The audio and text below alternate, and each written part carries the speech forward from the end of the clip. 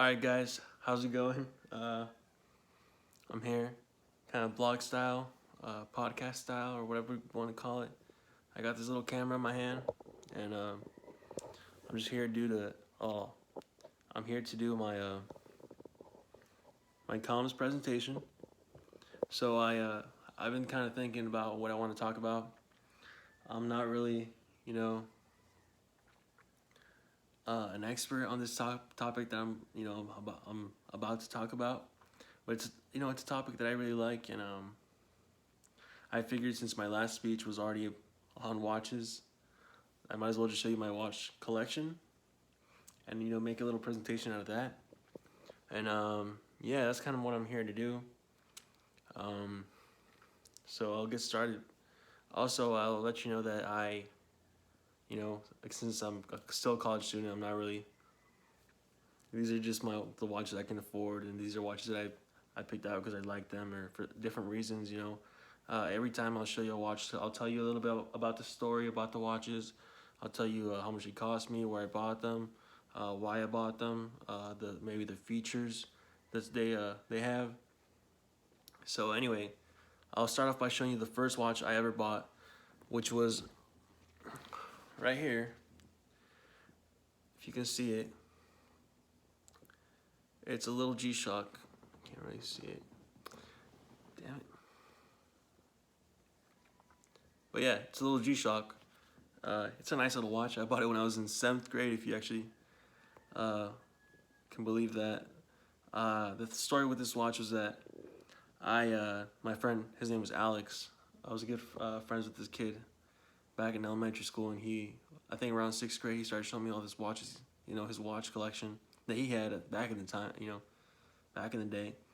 And he had like 5 or 6 of these G-Shocks. He had all different types of colors and, all styles and stuff. He had analog ones and he had digital ones, and I don't know, I was kind of fascinated by them, and yeah, I just bought myself one, and in 7th grade I saved up money in 7th, and from 6th grade on, and in 7th grade I actually bought it, and it was around $130, I believe.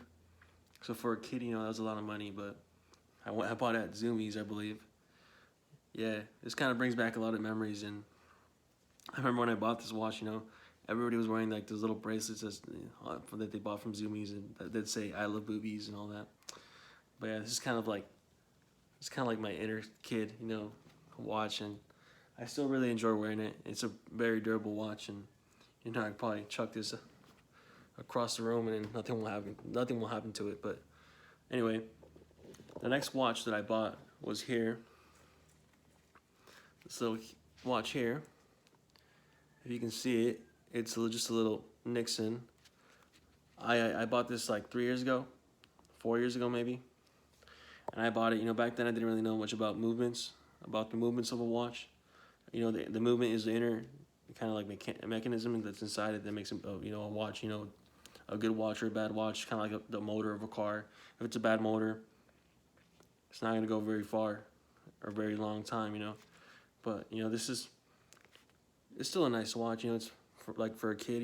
When I bought this like 4 years ago or so, I was probably like 16 or like 17 or something, and yeah, it's just a little digital. A little analog quartz watch, and I like it because it's like very slim.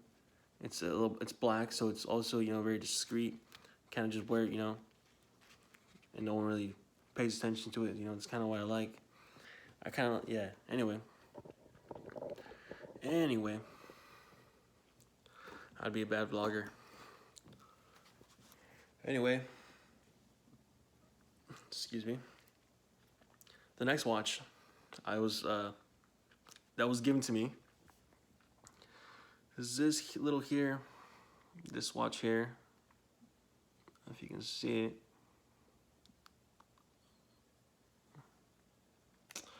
Anyway, I'm sorry if you can't really see that very well, but yeah, this is a Citizen. It's a little quartz watch that was given to me by my uncle, and I think this is like the perfect watch. This is my favorite watch to wear because it's like the perfect size. It was given to me, so it means a lot, and it's like it's not it's not too flashy or whatever, and it's like, but it's also kind of discreet, because like no one really pays attention to it, and it's like, I think it's nice, and it's like a stainless steel, and it feels really good on my wrist, and yeah, this is probably my favorite watch to wear. It has it just has the date and the day of the week, but it's in Spanish, so it says miércoles. I don't know if you can read it. So miércoles is Wednesday. If you guys didn't know that, but anyway, in Spanish. Let's see. My most expensive watch, again, expensive for me, maybe not for you, but is this here. If you can't see it. This here little watch is also a Citizen. It's a Blue Angels edition, like one of those eco drives, and this is a solar powered watch also, and it's a it has a little busy dial or whatever you want to call it, but that's because it's a pilot's watch, and it has a lot of things. It has world time. It's a chronograph watch, timers and all that, blah blah, and it's a really nice watch. It has all the major cities in here. You can't really see it, but inside there it says it has LAX, it has Denver, it has Tokyo, it has Sydney, Paris, London, all the cities. I can when I get bored, I have this on my wrist. I just be shifting through time zones, and yeah. Anyway, this is my favorite. Not my favorite watch. This is probably this is my most expensive watch, but this is like, I feel like this is gonna be the one that retains the most value out of all my watches. Even if they, maybe not, but if one wants to retain value, it'd probably be this one. And my last watch, not my last watch actually, second to last watch, is this here. This is the big boy. It's the G-Shock, and basically this thing is like a beast. It's indestructible. I could probably chuck this like just like my other G-Shock, but this one probably take more of a beating, more than the other one. But basically this watch, I got this. I think I paid. It's probably like a $400 watch maybe. And it's a crazy watch. It has so many features. It's also world time, so and it has analog and little digital little part. You can read it both analog and digitally. But anyway, this has a whole bunch of features. It has, from what I understand, it has it can tell me the tide, of the ocean. It can tell me the temperature, the altitude of where I'm at.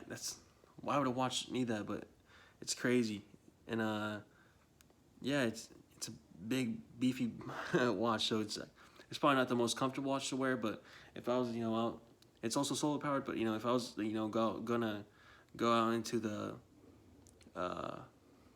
into the wilderness or something, and I had to pick a watch, it'd probably be this one, because this one can probably go through anything. It's probably gonna outlive me. Anyway, my last watch.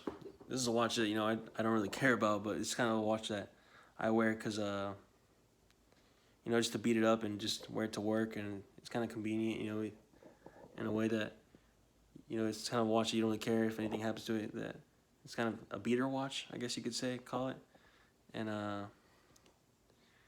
yeah, it's a little. I'll show you here. I have it on my wrist. I don't know if you can see it there. Yeah, this is kind of the watch that I just wear to when I'm out and about, when I'm going at work.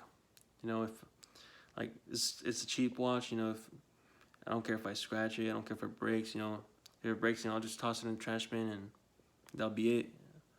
And I'll move on. But I don't know. I feel like I shouldn't have added that one to the collection, or to the video. But it was on my wrist, so I might as well just show you. But it's still, it's kind of a convenient watch. It's a digital watch. You don't have to be looking down, in the middle of the night, because it has a light, so you don't have to be kind of squinting and looking at the analog, like little. But yeah, it's convenient. I like it. Anyway, so as far as why I like watches, I just have no idea. There's so many reasons. There's so many types of watches I'd want to buy. There's I feel like the next watch I'm probably gonna buy is one of the, maybe a Seiko, a diver's watch, the ones with the Pepsi dial or Pepsi outside of it. And I just think they look really cool. Um, Also, maybe when I graduate and have a little bit more money on me, I might start buying, some nice, automatic watches, and see what happens from there. But yeah, thank you for watching. I guess my presentation, and hope you're doing all right with Rona. Thank you. Bye.